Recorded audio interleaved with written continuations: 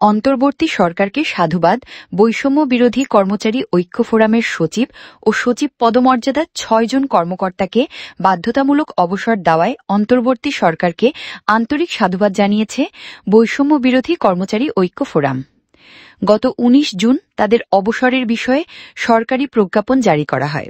রোববার ২৩ জুন সংগঠনের সদস্য সচিব কাজী মেরাজ হোসেন এক বিবৃতিতে এই প্রতিক্রিয়া জানান।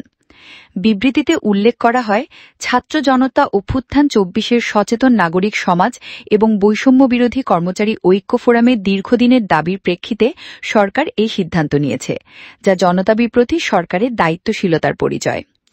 এছাড়া ফোরামের পক্ষ থেকে বলা হয়, বাধ্যতামূলক অবসরে পাঠানো ৬ জন কর্মকর্তা ছিলেন ফ্যাসিস্ট দোসর ও দুর্নীতিবাজ। তারা দীর্ঘদিন প্রশাসনের গুরুত্বপূর্ণ পদে থেকে স্বজনপ্রীতি ও রাজনৈতিক দুর্বৃত্তায়নের সঙ্গে যুক্ত ছিলেন। বিবৃতিতে আরও অভিযোগ করা হয়, প্রশাসনে এখনও অর্ধশতাধিক বিতর্কিত কর্মকর্তা বহাল আছেন, যাদের কেউ কেউ গণহত্যার মামলার আসামিও।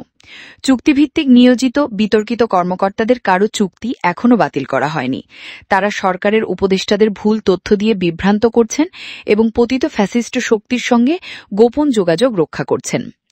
বৈষম্য বিরোধী কর্মচারী ঐক্য ফোরাম সরকারের প্রধান উপদেষ্টার প্রতি আহ্বান জানিয়েছে, অবশিষ্ট ফ্যাসিস্ট দোসর ও দুর্নীতিবাজ কর্মকর্তাদের দ্রুত অপসারণ এবং চুক্তিভিত্তিক বিতর্কিত নিয়োগ বাতিল করে প্রশাসনের স্বচ্ছতা ও নিরপেক্ষতা নিশ্চিত করার। এটিই হবে দেশকে ফ্যাসিস্ট অভিশাপমুক্ত করার পথে গুরুত্বপূর্ণ অগ্রগতি।